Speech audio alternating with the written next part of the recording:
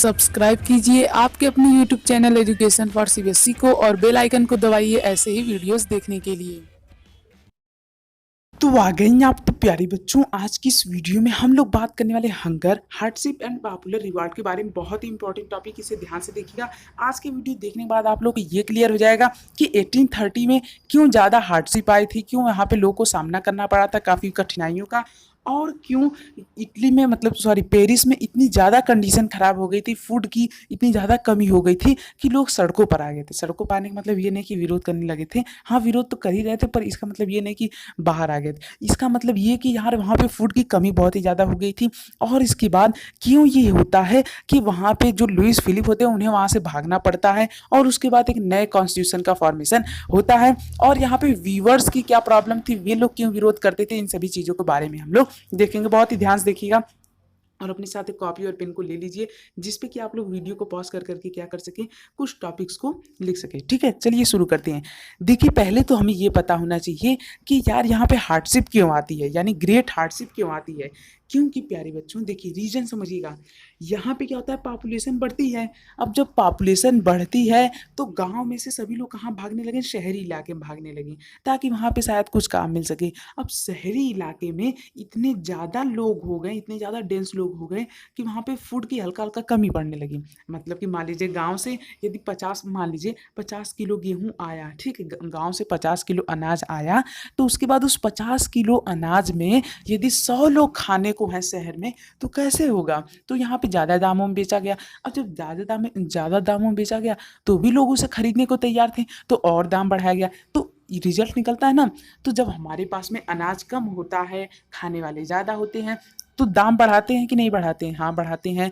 अब यहाँ पे क्या होगा प्यारे बच्चों कि ये लोग जब इसका दाम बढ़ाने लगे, क्यों, देखिए खेती तो कोई करता नहीं था गांव में, सभी लोग अब शहर में ही भागने लगे। क्यों, क्योंकि पॉपुलेशन बढ़ गई थी, तो पैसे की कमी होती थी, इसीलिए सभी लोग शहर में भागे। अब जब सभी लोग शहर में भाग गए तो खेती करने वालों की संख्या बहुत ही कम हो गई, जिसका रिजल्ट ये निकलता है कि यहाँ पे फूड की कमी हो गई, और उसके बाद लोगों की संख्या बढ़ने की वजह से शहर में खाने वालों की संख्या ज़्यादा हो गई, और इसके बाद जितना फूड आता था वो कम आता था।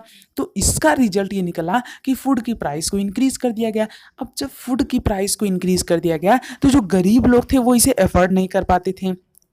ठीक है, तो यहाँ पे एक तरह से मतलब कि वो लोग अच्छे न्यूट्रिशन नहीं पा सके, और उसके बाद उनका ग्रोथ जो था वो भी हल्का हल्का डाउन होने लगा।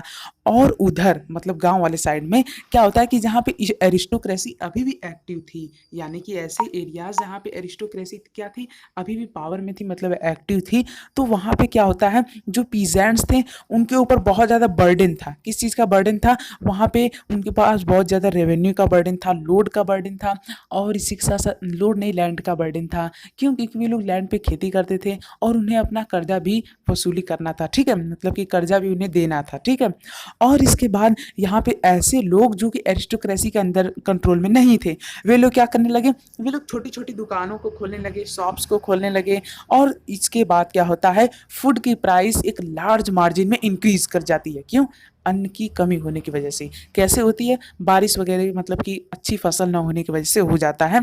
फिर उसके बाद 1848 में होता क्या है कि जब क्रॉप अच्छी नहीं उगती है, उस साल की क्रॉप जब खराब हो जाती है, तो फूड शॉर्टेज होने की वजह से और लैक ऑफ स्टोरेज होने की वजह से, यानी कि अच्छा अनाज मतलब कि स्टोरेज ना होने की वजह से यहाँ पे क्या हो जाता है, यहाँ पे पेरिस जो होता है वो रोड पे आ जाता है, यानी कि वहाँ पे बहुत ही भूखमरी की कंडीशन आ जाती है। और जो लोग रहते हैं वे लोग इतने गुस्सा रहते हैं कि लुइस फिलिप के खिलाफ क्या कर देते हैं, विरोध कर देते हैं, और इसका रिजल्ट ये निकलता है कि लुइस फिलिप वहाँ से उड़ जाते हैं। उनके पास पंख नहीं है कि उड़ गए, वे मतलब कि वहाँ से भाग जाते हैं।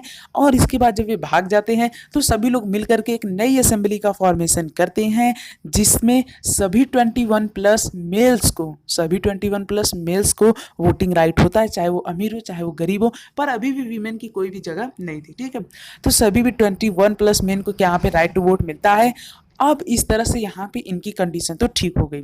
ठीक है, इस पीरियड को याद रखिएगा, यहीं पे सब कुछ खत्म नहीं होता है। अभी आगे हम लोग देखेंगे कि मिडिल क्लास भी इसी में क्या करती है, अपना फ़ायदा उठाती है। अभी इतना याद रखिए, ठीक है। अब इसके बाद वीवर्स के केस के देख लेते हैं। अब वीवर्स थे, उनकी ये प्रॉब्लम थी कि उनके जो कॉन्ट्रैक्टर्स थे, यानी कि उन्हें जो लोग ऑर्डर देते थे कि भैया देखो तुम्हें ये सामान बनाना है, मेरा ये कपड़ा करना है, मेरा ये, तो वो लोग क्या करते थे, उनके वेजेस को, उनकी प्राइसेस को, उनके कपड़े बनाने की जो भी प्राइसेस थे उन्हें बहुत ही कम कर देते थे। मतलब कि यदि कोई 10 रुपए की सामान है तो उसे भी लोग 5 ही रुपए में लेते थे उसका, यानी कि 5 ही रुपए पे करते थे। तो इससे उन्हें बहुत ही ज़्यादा क्या होता था, घाटा होता था। तो वे लोग क्या किए, वे लोग भी गुस्सा हो गए। क्यों? क्योंकि उनकी डिमांड को फुलफिल नहीं किया गया।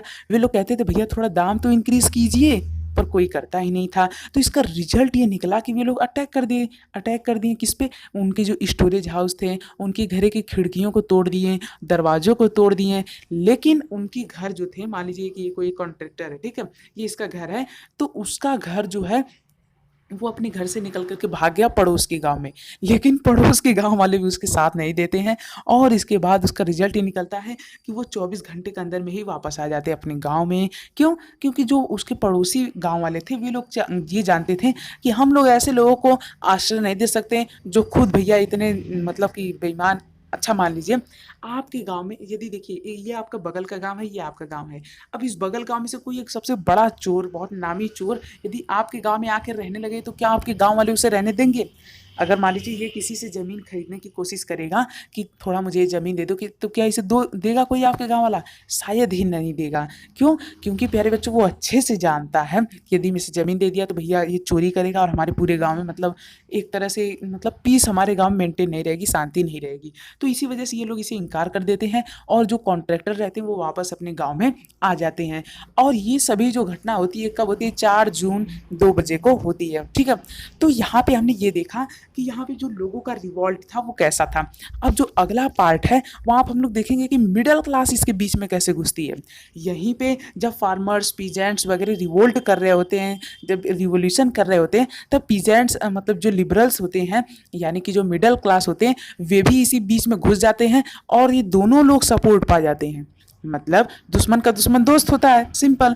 तो उसी प्रकार से लिबरल्स और पीजेंट्स दोनों लोग जब मिल करके क्या करते हैं, फ्रीडम के लिए फाइट करते हैं, तो यहाँ पे अंत में इन्हें क्या मिल जाता है? फ्रीडम मिल ही जाता है, जो कि हम लोग आगे पढ़ेंगे, ठीक है। तो अगला वीडियो बिल्कुल मत मिस कीजिएगा, बहुत इंपॉर्टेंट है। सो थैंक यू, जय हिंद, बात मिलते हैं अगले वीडियो में। नीचे डिस्क्रिप्शन में अगले वीडियो का लिंक दिया गया, जाइए चेक कीजिए और देखिए, और हो सके तो चैनल को भी सब्सक्राइब कर लीजिएगा।